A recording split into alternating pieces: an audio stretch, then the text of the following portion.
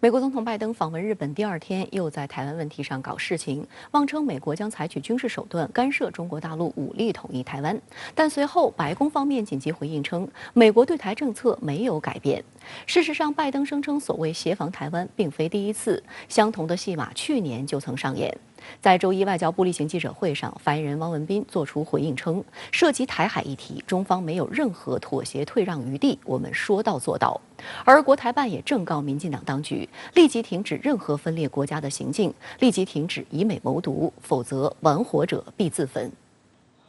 拜登在与日本首相岸田文雄的会谈后举行联合记者会，有记者问及台海议题。You didn't want to get involved in the Ukraine conflict militarily for obvious reasons. Are you willing to get involved militarily to defend Taiwan if it comes to that? Yes.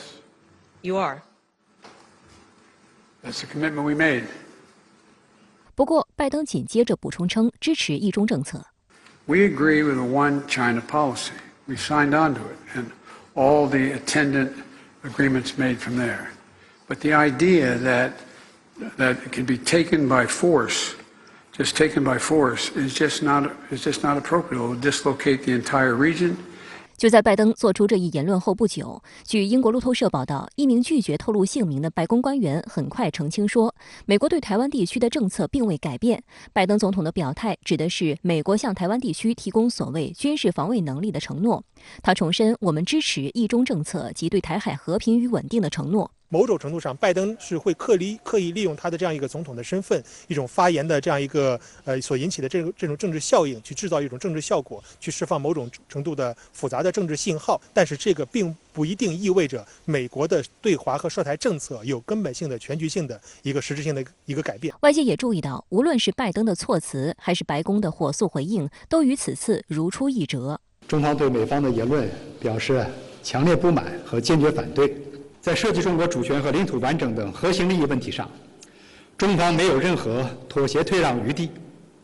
任何人不要低估中国人民捍卫国家主权和领土完整的坚强决心、坚定意志、强大能力。在周一外交部例行记者会上，发言人汪文斌敦促美方恪守一个中国原则和中美3个联合公报规定，恪守有关不支持台独的重要承诺，在台湾问题上谨言慎行，不向台独分裂势力发出任何错误信号，以免对台海局势和中美关系造成严重损害。此前，拜登向中方承诺，美国不支持台独，中方必将采取坚定行动，维护自身主权和安全利益。我们说到做到。一段时间以来，美方屡打台湾牌，企图借此大搞政治操弄，以台制华。比如，双方往来的层级和频率明显提升，突破了美方仅与台保持非官方关系的承诺。同时，美台军事联系更需频繁公开。美国售台武器的规模和性能不断提升，总额超过700亿美元。近期，美方不断在涉台议题上发布挑衅言论。我们注意到，发言人汪文斌在今日的外交部记者会上进行了大篇幅的回应，列举了台湾问题的历史发展和一贯原则，并再次重申一个中国原则是中美双方达成的政治共识。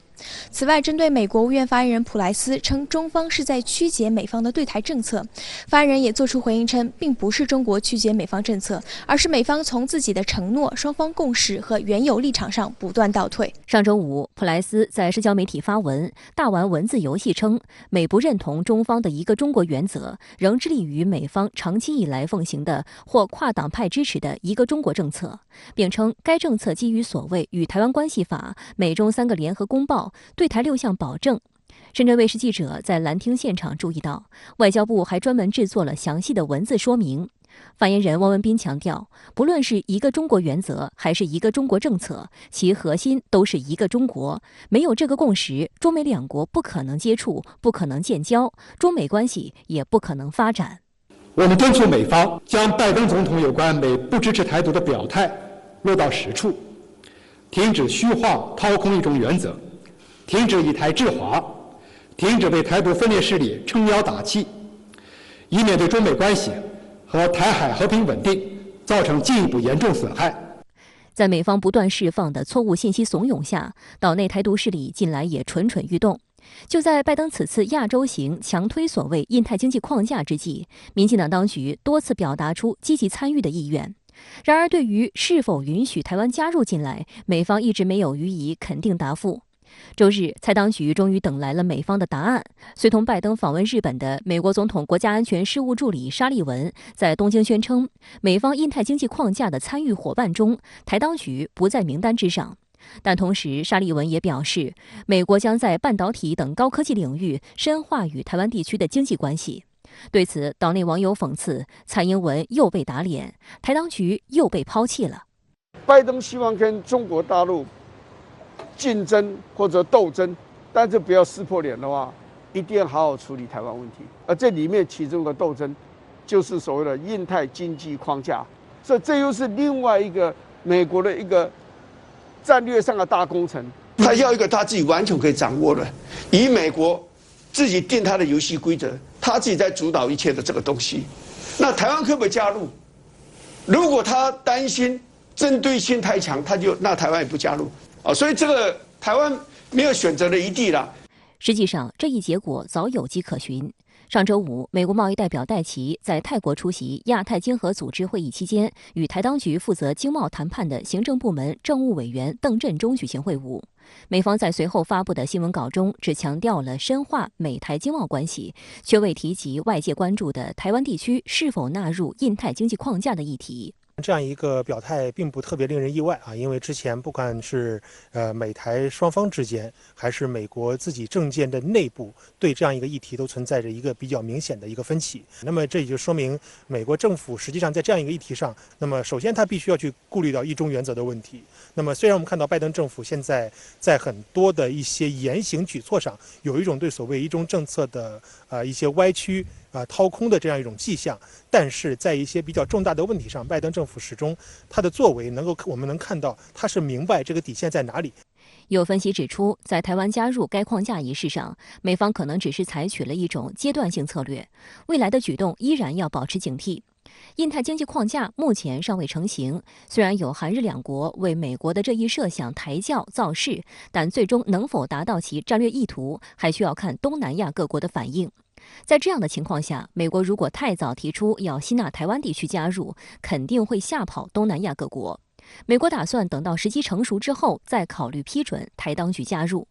而香港中评社评论指出，印太经济圈国家普遍与中国经济连接紧密，如果印太经济框架是以深化围堵中国作为结盟的总目标，即可断定将以失败收场。对于美方来说，最重要的一个考量，或者说唯一的考量，就是美方自己的利益，而不是台湾方面所提出的一些诉求或利益。换句话说，美方可能是需要在经济上，在经贸问题上去跟中国大陆去打台湾牌，但是他会希望这样一个做法是能够步步为营的、切香肠式的，而不是所谓的去追求一步到位的。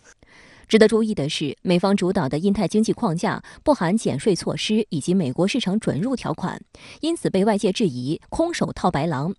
尽管拜登政府卖力为印太经济框架宣传造势，但有不少智库学者已经给该框架泼了冷水。美国知名外交政策智库战略与国际研究中心研究经济领域的高级副总裁马修·古德曼认为，一些印太地区的签署国会感到失望，因为该协议不会包括帮助他们进入美国市场的优惠条款。香港南华早报周一发表了香港亚太经合组织贸易政策研究集团执行董事戴维·多德维尔一篇分析文章，同样对美国的印太经济框架表示质疑。多德维尔称，亚洲国家的领导人有两个关键诉求：一是不希望被迫在中美之间选边站；二是希望能够达成美国市场的贸易和投资准入协议。不过，他认为，由于美国方面的遏制中国的政治共识，以及美国不愿向亚洲产品开放美国市场，这份框架很难提供什么实质内容。印太经济框架的相关的一些参与方，特别是亚太和东盟的很多国家，他们非常重视与中国的关系，他们对于两岸的和平发展和稳定有着比较高的一个预期，他们对于一中原则有比较强的一个认同和一个尊重。那么在这种情况之下，他们是不希望拜登政府贸然的在这个时间点把台湾纳入到这样一个框架之中。在美国总统拜登的首次亚洲行中，尽管其访问国家列表上只有日本和韩国，但分析却普遍认为，拜登的出访重点其实是中国。周一下午，拜登在日本正式宣布启动印太经济框架，美日韩等13个国家成为初始成员。外交部发言人汪文斌周一对此表示，美国是不是用经济手段胁迫地区国家在中美之间选边站队，美方欠地区国家一个说法。中国驻日本使馆发言人也就日美领导人会晤涉华消极动向表明严正立场，敦促日本停止为他人火中取栗，不要走以邻为壑的歧途。我现在的身后呢，就是日本的迎宾馆，也就是接待外国元首领导人来访的重要的一个场所。那么日本叫赤坂迎宾馆，也就是我们常说的国宾馆。那么拜登总统今天在这里受到了日本首相岸田文雄的正式欢迎以后，然后在这里进行了两国首脑的会谈，同时下午呢又进行了联合的记者会。那么我们知道这个国宾馆呢，现在因为由于要接待拜登，所以呢这里是在警方的管制区域之内。日本方面也给予拜登很高的礼遇，除了热情的接待以及周到的安排以外，那么同时呢，更多的也是高度的肯定了拜登和美国继续领导世界的那么一种能力。那么这个呢，也是讨拜登方面的好。作为此次亚洲访问的重头戏之一，周一下午，拜登在日本正式宣布启动印太经济框架。美国、韩国、日本、印度、澳大利亚、新西兰、印度尼西亚、泰国、马来西亚、菲律宾、新加坡、越南、文莱13个国家成为初始成员。美国拜登又要重回印太，并且不仅在政治方面，更重要的是在经济方面也想进一步的来推动他的影响力。所以呢，拜登提出了一个我们说的经济方面的那么一个框架，日本方面给予了积极的回应和支持。那么这是给拜登一个很大的一个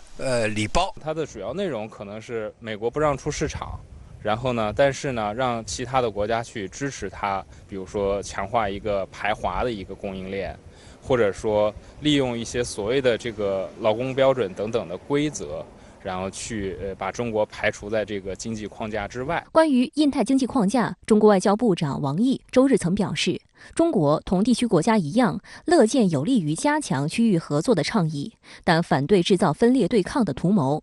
美国印太经济框架属于哪一类？首先要画出一个大大的问号，看透其背后隐藏的图谋。外交部发言人汪文斌周一再次追问，美国是不是在把经济问题政治化、武器化、意识形态化，用经济手段胁迫地区国家在中美之间选边站队？美方欠地区国家一个说法。人为制造经济脱钩、技术封锁、产业断裂，加剧供应链危机，只会给世界带来严重后果。美国也不能例外。美方应当知错改错，而不是一错再错，试图拿一个什么框架来孤立中国，最后只会孤立自己。实际上，亚太区域内国家对印太经济框架心存疑虑。新加坡总理李显龙日前接受日本经济新闻专访时，虽然表示新加坡将加入印太经济框架，但他也强调机会和市场都在中国，各国不能不和中国做生意，并且欢迎来自中国的投资。中国经济在全球经济的占比已增加，若不和中国发展贸易，不仅会付出很大代价，还会制造更多摩擦。美国彭博社分析认为，虽然拜登的印太经济框架大部分内容仍模糊不清，但现在可以明确的是，它不会降低进入美国市场的关税。因此，加入此框架的条件很多，但参与者的经济好处却不多。美国驻日本大使拉姆伊曼纽尔说，一些国家政府在问我们要加入的是什么东西。报道称，对拜登来说，问题主要在于国内政治。美国政府知道，要抗衡中国日益增强的经济实力，美国必须增加与亚洲的接触，但他也不想投入政治资本。因此，美国试图提出一个看起来像是重大贸易协议，同时又不会引发国内民意风险的东西。但最大的风险仍是美国政府的不确定性。拜登所在的民主党极有可能输掉今年的中期选举，拜登本人也很有可能不能连任。届时，以总统行政令存在的印太经济框架将变成废纸一张。此外，周一，美国总统拜登在与日本首相岸田文雄联合举行的新闻发布会上表示，他正考虑降低对中国商品加征的关税。他还强调，这些关税是上届政府强加的，目前正在考虑削减中。同时，拜登还计划加大对石油输出国组织提高石油产量的呼吁。此前，拜登也曾公开表态考虑削减对华关税，并直言应对通胀是国内首要任务。同时，美国财长耶伦等4月下旬曾说，美国正仔细审视对华贸易战略，考虑减少对中国非战略性商品的关税，以降低通胀。但拜登政府内部仍有将关税作为对华遏制战略的工具之一的声音。美国贸易代表戴奇就希望暂缓减税，并等待更全面的对华贸易战略出台。在新冠疫情、俄乌危机等多重因素影响下，美国通胀增速当前已经至近40年来的高位 ，CPI 最高至8.5%，严重威胁拜登政府11月中期选举选情。根据一项最新的民意调查，美国人将高通胀的原因主要归咎于拜登的政策。据测算，削减对华关税可直接降低 CPI 超过1个百分点。事实上，大多数美国经济学家都指出，对于急于动用一切可用工具来降低通胀的白宫来说，放松或完全取消关税是为数不多的选择之一。中国驻美国大使秦刚此前接受采访时也提到一组数据：美国对华加征关税已使美国公司损失超过1.7万亿美元，每年还使美国家庭开支增加1300美元。新加坡联合早报一篇题为《通胀成美中关税战下台阶》的文章中，多位受访学者一致认为，拜登其实并不热衷于维持对中国的关税战，国内高通胀提供了最好的下台阶，让拜登政府能在不背负对华示弱的骂名下，名正言顺地取消部分加征关税。值得注意的是，在美日领导人的这场新闻发布会上，岸田文雄宣称，日本将继续与美国在对华政策方面密切合作。他还炒作中国近期的海军活动，扬言日本反对通过武力单方面改变东海和南海局势。外交部发言人汪文斌周一表示，中方在台湾、钓鱼岛、涉海等问题上的立场是一贯明确的，坚决反对美日炒作相关问题，抹黑中国形象，干涉中国内政。民进党当局推行台独分裂活动，美国等个别国家对此推波助澜，这是当前台海和平稳定面临的最大威胁。日本在台湾问题上对中国人民负有历史罪责，更应谨言慎行，切实汲取历史教训，避免重蹈覆辙。此外，美日领导人会谈时，拜登称支持日本成为改革后的安理会常任理事国。而岸田文雄则向拜登表达决心，称将从根本上加强日本的防卫能力，确保防卫费在相当程度上增加额度。美日领导人再度确认有必要尽快加强美日同盟的威慑力和应对能力。日本共同社报道称，美日威慑遏制政策是指拥核国家以核保护伞和常规战力保护同盟国的意愿。该政策意在对抗俄罗斯和中国。它主要针对的其实是日本对于美国能否，就是说冒着自身，比如说遭遇核攻击的危险去保护日本的这么一种担忧。尤其是现在，因为是相当于说，不管是日本愿意也好，或者说美国拉着日本也好，就是说至少在军事上，日美试图去联合遏制中国，确实已经是一个事实。对此，外交部发言人汪文斌周一强调，美方的所谓威胁遏制政策已经搞乱了欧洲，不应再来祸害亚太。亚太是和平发展的高地，不是地缘政治的决斗场。美日固守冷战思维，拉帮结派搞军事联盟、经济脱钩的小圈子，挑动分裂对抗，其图谋在亚太不受欢迎，更不会得逞。接下来连线特约评论员吴卫。吴先生您好，今天拜登在日宣布启动印太经济框架，之前有美议员叫嚣要拉中国台湾加入，但这一鼓动并未成真。您对此有何观察？是的，美西，蔡英文当局自然是难掩失望神情。想想前些年蔡英文与他的党羽们是如何对内强硬弹压瘦肉精风波的，就明白这一次他脸有多疼。只不过绿营媒体《自由时报》赶忙出来打圆场，说行政部门的邓振中委员前一天在泰国会见美国贸易代表戴琪时，当面确认台美之间是所谓的优先贸易伙伴关系。无论台湾是否在印太经济框架的伙伴名单中，台美关系仍持续紧密。简而言之，不在伙伴名单之列，却依然是好伙伴，这逻辑也太能舔了。我看不懂，但我大受震撼。无论是此前的 TPP、CPTPP， 还是现在的这个印太经济框架 IPEF， 台湾当局都想掺一脚，哪怕舔着脸也想挤进去换一张伙伴名片。说白了，还是那套所谓提升国际地位的把戏。只是美国还远没有失去最起码的理智，台独这条路真的不好走啊。虽然 IPEF 创始成员梦碎，但蔡英文当局并不甘心。台经济部门负责人王美花今天出来说，虽然未在名单之列，但是台湾议题在美国参众两院得到了大多数支持。客观的讲，台湾方面也确实有那么一丁点底气，尤其是芯片制造业在全球产业链中所处的位置，确有可能在美国主导的经济框架中分一杯羹。只是切蛋糕的刀完全握在美国人手里。拜登前不久访问韩国时，专程跑去三星的半导体工厂转了一圈，这个行程安排有点过于直白了。熟悉芯片产业链的朋友应该明白，这个行业搞封装制造的只是打工人，凡设计、制定规程的才是老板。所以别看拜登这个印太经济框架似乎很热闹的样子，它的底层逻辑是为美国利益服务。那么您是如何来展望拜登提出的这个印太经济框架在亚太地区的前景呢？这个框真的会成为美媒吹嘘的制华工具吗？你抓住了问题的关键。我个人认为，有 TPP 的不愉快经历在前，亚太各国心里多少会有些打鼓。大家应该还记得，美国当初为什么要退出 TPP？ 说白了，就是国内各阶层的经济利益没有摆平嘛。他们抗拒来自国外的竞争对手，他们希望自己的产品只此一家。那么问题来了，拜登这个印太经济框架又真的能过这一关吗？美国会在市场准入、关税减免方面向亚太各国张开双臂吗？奥巴马当初是如何栽跟头的？拜登，你这位时任副总统真的没数吗？所以现在有消息传来，日本方面主动提出希望暂缓这个进程，先进行这个印太框架的讨论，不要急于展开谈判。讲道理，日本这个 TPP 接盘侠那是真的有数啊。我相信亚太各国除了担心这个 IPEF 会不会成为又一个 TPP， 他们还会不约而同的质疑，这到底是一个众人拾柴火焰高的普惠经济框架，还是又一个地缘政治博弈的工具呢？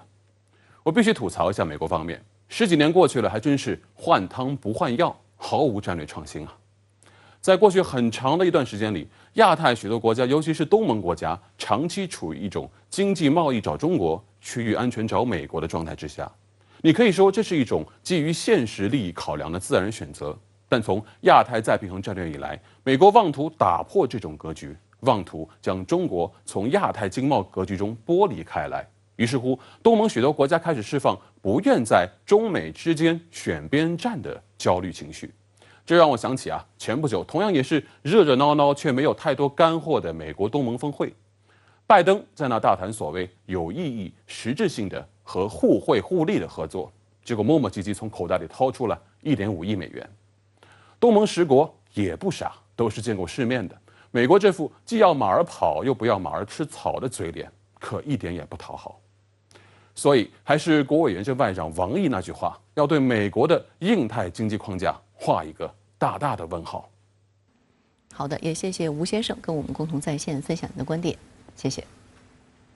就拜登访日相关话题，我们再来连线特约评论员刘和平。刘先生，您对印太经济框架如何看？其实，在对待印太经济框架上面，日本与美国还是存在着分歧的。其一是日本认为，拜登宣布启动印太经济框架有点虚，因为美国并没有对加入其中的国家真正让利，没有对他们出口美国的商品降低关税以及降低市场准入门槛。其二，日方认为现在还不是启动印太经济框架的最佳时机，因为相当多的东南亚国家对此仍然心存余力。在这种情况下，强行启动会导致印太国家的分裂。当然了，更为关键的还在于，美国在印太地区构筑对华经济包围圈的时候，不仅存在着言而无信的问题，而且非常不够朋友，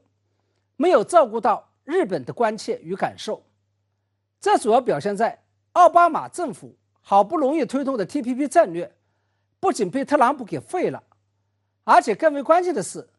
此后日本与相关国家重新成立了一个 CPTPP，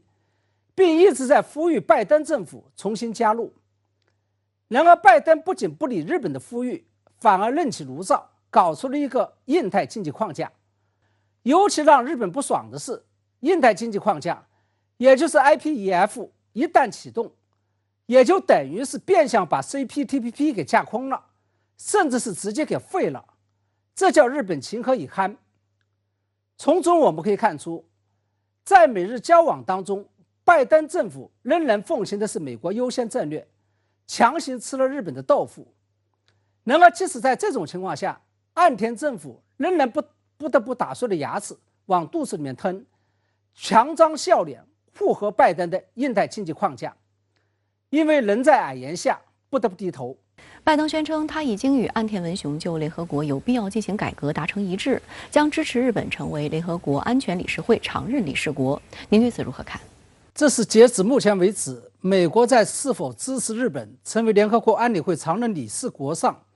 对外发出的最为明确的信号。它说明，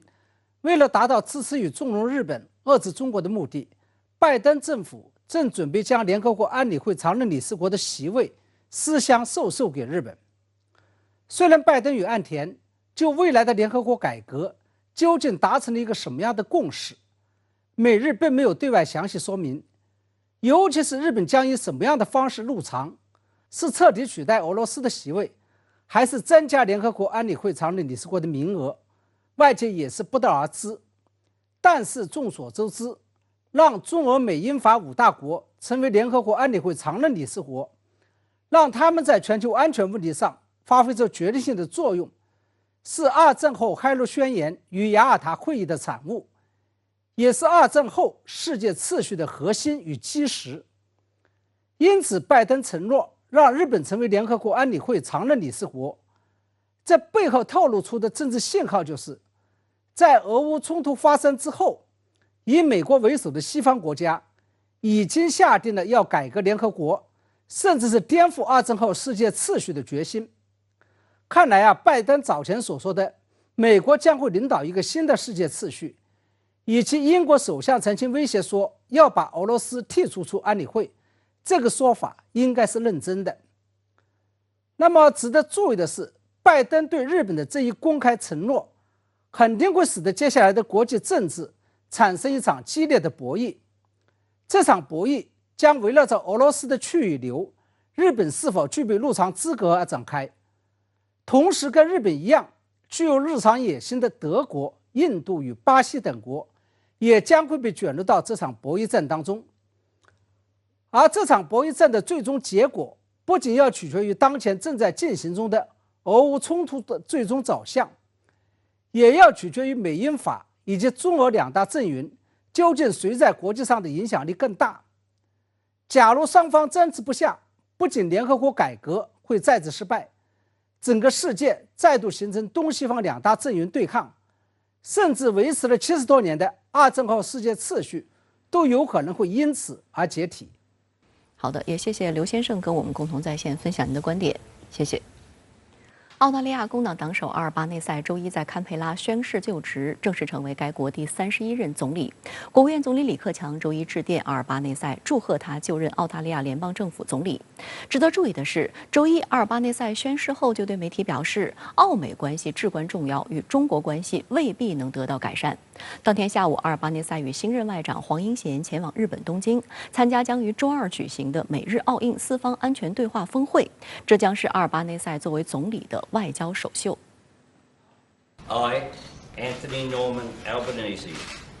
do solemnly and sincerely affirm and declare that I will well and truly serve the Commonwealth of Australia her land and her people in the office of Prime Minister. 宣誓仪式在澳大利亚首都总督府举行，一同宣誓就职的还有新任命的副总理、外长、国库部长和财政部长等人。外界注意到，这次的宣誓仪式极为简短。澳大利亚广播公司分析认为，这主要是由于阿尔巴内塞当天下午就将启程赴日本东京参加美日印澳四方安全对话峰会。此外，由于阿尔巴内塞所在的澳大利亚工党获得国会最大党地位，因此这次多位部长级官员是以临时身份宣誓。按照程序，他们转正还需要英国任命的澳大利亚总督的批准。阿尔巴内塞在宣誓后的记者会上重点提及，他将在东京与美国总统拜登、日本首相岸田文雄和印度总理莫迪举行1对1会面。他声称这是新政府向全球传递讯息的好方法，代表澳方重视长期盟友。因为要为了赴这个24号的这个库尔德峰会的这个约会，所以呢，这个澳大利亚等于是确实是在仅只剩1天的时间内完成了整个的宣誓就职，包括整个的这个那个团队的这些安排，所以能看出来，在这个库尔德峰会上，这澳大利亚国内是多么的重视这件事情。因为我们知道，这个美澳同盟其实是澳大利亚两党共识的。在这个工党政府的之下，整个的中澳关系、整个的美澳关系都会呈现一个跟联邦党政府比较延续的这么一个态势。在这场首次以总理身份召开的记者会上，阿尔巴内塞表示，他周日晚间收到拜登的来电，形容双方谈话正面及有成果。他强调，澳美两国关系至关重要。The relationship with the United States is our most important, along with our relationships in the region and our multilateral commitments as well. 提到澳中关系，阿尔巴内塞承认近年来双方关系恶化，还声称短期内未必有改善。Relationship with China will remain a difficult one. I said that before the election. That has not changed. 在谈及中澳关系困局时，阿尔巴内塞甩锅给中国，妄称澳大利亚没变，是中国改变了姿态。外界注意到，阿尔巴内塞就中澳关系的言论有所摇摆。他和前总理陆克文一样会说中文。在疫情期间，澳大利亚出现的对华裔不友好的言论，阿尔巴内塞曾进行谴责，并称赞华人社区对澳大利亚所做出的贡献。他还提出要修复与中国的商业联系，表示任何有损澳大利亚利益的事都不是好事，所以我们要用心经营中澳关系。值得注意的是，阿尔巴内塞的这些言论遭到了莫里森政府的攻击，称他对华软弱。此外，阿尔巴内塞任命的新任外长黄英贤也表示，要在任期内将正常外交恢复到澳大利亚外交政策的中心位置，包括与中国的关系。但对何为正常外交，他没有进一步说明。不过，澳大利亚媒体认为，虽然可能比莫里森政府时期缓和，但马来西亚华裔出身的黄英贤对华政策难以友好。他去年曾表示，澳大利亚的对华政策可以学习日本，要少说多做。他还认为，政治人物敲响战鼓并不能保护国家安全。澳大利亚广播公司引述评论指出，近期煤炭等大宗商品价格上涨，澳大利亚新政府的经济压力减轻，相信在工党上台后，至少在人文外交和社会交流层面方面，为改善中澳关系带来一点可能性。另有学者认为，澳大利亚工党对北京的态度可能柔和及灵活些，两国紧张关系有机会缓和。香港南华早报分析认为，总体而言，澳大利亚新政府预计将继续对中国采取强硬立场。工党在竞选期间也表示，在南海和台湾等问题上不会有重大变化。阿尔巴内塞还说过，他外交政策的第一个支柱将是与美国的联盟。澳大利亚新政府需要刺激经济，如果阿尔巴内塞足够聪明，就会尽量减少对中国的挑衅。中美关系这个博弈持续升级的这个状况下，澳大利亚的更多的还是要依附于这个美澳同盟的，所以在这种背景下，这个中澳关系很难有这个结构性的调整，也就决定了就是在一些对华政策上，工党政府跟前联盟党政府其实主的基调不会有太大的变化，但是毕竟是这个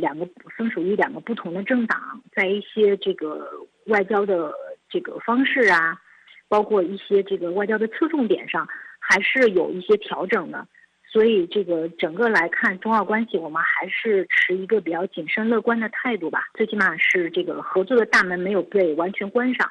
在过去的13年里，中国都是澳大利亚最大的贸易伙伴，也是澳大利亚最大的出口市场和进口来源地。但是澳方近年来却在将贸易、投资问题政治化的道路上越走越远，动辄就以所谓的国家安全为由打压中企。截至目前，澳大利亚针对中国产品发起的反倾销、反补贴调查已经多达上百起，而中国对澳大利亚的则只有几起。澳方这样做的恶果已经在其当前的经济中显现了出来。中国外交部发言人汪文斌在周一的例行记者会上表示，我们注意到阿尔巴内塞先生领导澳大利亚工党赢得澳大利亚联邦大选，中方对此表示祝贺。上世纪70年代，澳大利亚工党政府做出同中国建交的正确抉择，为中澳关系发展做出历史性贡献。中澳关系健康稳定发展，符合两国人民根本利益和共同愿望，也有利于亚太地区的和平稳定繁荣。中方愿同澳大利亚新一届工党政府一道，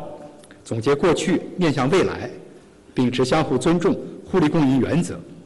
推动中澳全面战略伙伴关系健康稳定发展。周六，乌克兰电视网络 STV 播出一段长达1小时的访谈。乌克兰总统泽连斯基夫妇罕见合体接受采访。自俄乌冲突爆发以来，外界从未见过两人一同出现。事实上，泽连斯基夫人泽连斯卡表示，已经至少2个半月没有见到泽连斯基了。为何泽连斯基和泽连斯卡选择在此时电视同框？他们释放了什么信号？来看个报道。事实上，英国《金融时报》近日就发出警告称，随着俄罗斯开始切断欧洲国家天然气供应，可能引发2战以后欧洲最严重的能源危机。虽然周日立陶宛宣布弃用俄罗斯能源，是首个做此强硬表态的国家，但实际上立陶宛的经济总量不大，而它的能源已经通过欧盟内部协调解决了。令欧盟真正担心的是，继波兰和保加利亚之后，俄罗斯天然气公司周六切断了对芬兰供气。这意味着被俄方切断供气的国家已经有3个，而且正在向芬兰这样的富裕国家蔓延。由于地缘政治的因素，对俄断气是一个迟早要做的事情，而且呢，他们害怕俄罗斯呢会突然的对其进行断气，因此虽然出于无奈，但是呢，还是依然很坚决的在把欧盟向着去俄化的方向大幅的推进。现在欧俄之间的较量，我感觉才到了一个中段。这些被俄方断气的国家无一例外都拒绝使用卢布付款，因而俄方表示不再免费提供。但观察指出，目前与俄气公司签约的54家欧洲能源公司中，约有1半开设了卢布账户，绝大多数国家坚持以卢布付款以购买俄罗斯天然气。这显示芬兰、波兰和保加利亚的姿态是政治性的。但这给欧盟带来了巨大的烦恼，因为芬兰对俄罗斯的天然气依赖程度高达92%。芬兰国家经济研究中心的调查结果显示，俄罗斯中断对芬兰的天然气供应，化学工业、食品加工和家庭供暖受到的冲击将最大。化工行业首席执行官阿米托表示，俄罗斯天然气供应的完全中断将对约40%的化学公司产生重大影响。最坏的情况下，关闭将造成数千个工作岗位流失。作为紧急措施，芬兰天然气输送网络公司已经租用一艘大型液化天然气运输船，用于接收和储存液化天然气。相关租约长达10年，费用高达4.6亿欧元。根据芬兰说法，这艘船将用于储存来自立陶宛和拉脱维亚的天然气。一艘17万吨的 LNG 船大概可以装载7到7.5万吨的液化天然气，那也就意味着呢，经过气化以后呢，大约能有1亿立方米的这个天然气，可以供300万家庭使用。那如果是一艘27万吨级的这个 LNG 呢，就可以供470万家庭使用。所以介于芬兰大约只有500多万人口，这样的话呢，对于生活用气来说，无论是取暖还是说做饭，基本上这一艘 LNG 汽船每个月呢就可以保证他们的基本的需要。基辅周末又迎来西方政要打卡，这次来的是波兰总统杜达。深圳卫视注意到，杜达已经是俄乌冲突以来第2次到访乌克兰。4月时，他曾与立陶宛、拉脱维亚和爱沙尼亚3国总统曾一起访问基辅。他这次在演讲中要求乌克兰人战斗到底。Dziś to nie wy, to świat zachodni zdaje egzamin wiarygodności. wiarygodności z tego, czy jego wartości naprawdę coś znaczą. Jeżeli dla świętego spokoju, interesów gospodarczych czy politycznych ambicji zostanie poświęcona Ukraina, choćby centymetr jej terytorium i kawałek suwerenności, będzie to olbrzymi cios nie tylko dla ukraińskiego narodu, ale dla całej wspólnoty Zachodu. Nie mam co do tego żadnych wątpliwości. 杜达还在基辅对欧盟喊话，称支持乌克兰快速加入欧盟。Po raz kolejny powtórzę wielki apel do całej wspólnoty Unii Europejskiej, do przywódców Unii Europejskiej. Dzisiaj Ukraina potrzebuje naszego sygnału otwarcia europejskich drzwi dla Ukrainy jako państwa, dla społeczeństwa Ukrainy, które chce być częścią wspólnoty europejskiej.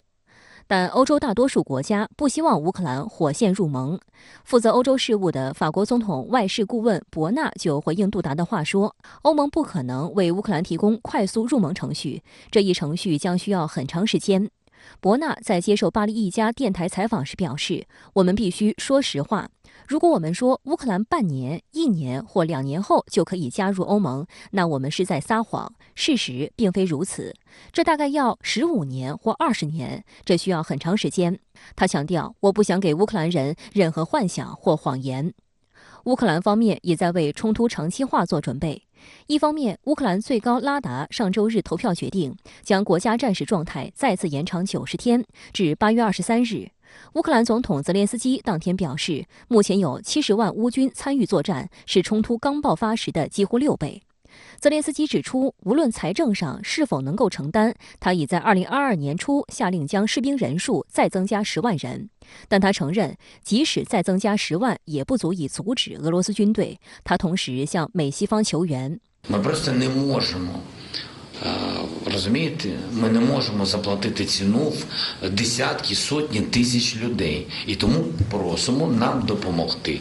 据白俄罗斯 ONT 电视频道此前证实，俄方1个月前已经向乌方提供了一份条约草案。俄方还表示希望推进谈判，但乌方拒绝确认此前谈判中已经确认过的条款，因此和谈处于停滞状态。对此，泽连斯基表示，现在对话面临的情况很复杂，乌克兰和俄罗斯之间肯定会进行对话，但乌方不知道对话以什么形式进行。岛内本土疫情持续，预计最快本周达高峰，5月底更有可能将日增约10万例。作为台湾卫生部门主管的陈时中，在本轮抗疫方面的工作一塌糊涂，但他却甩锅给台北市和新北市。岛内媒体认为，这是陈时中在为自己的台北市长选举铺路。民进党内的蔡英文派系也力挺陈时中参选，但民调显示，陈时中已经没有希望出现了。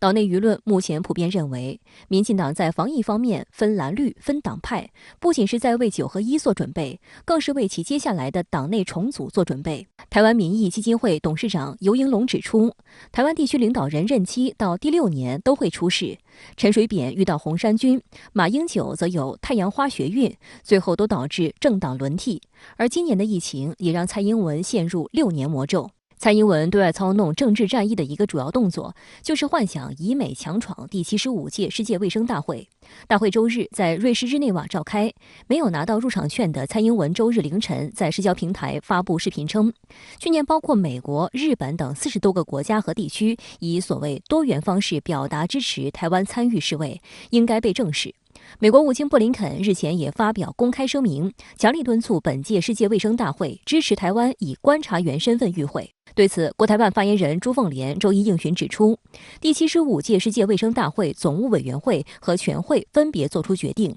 明确拒绝将个别国家提出的涉台提案列入大会议程。事实反复证明，台独没有出路，在世卫大会炒作涉台问题不得人心，也不可能得逞。朱凤莲强调，民进党当局与外部势力勾连，在世卫大会问题上反复滋事挑衅，有关国家则打台湾牌，借世卫大会等场合挺台拓展所谓国际空间，企图动摇台湾是中国一部分的国际社会共识。事实再次表明，任何以破坏一个中国原则、分裂国家为目的的行径，都只能以失败告终。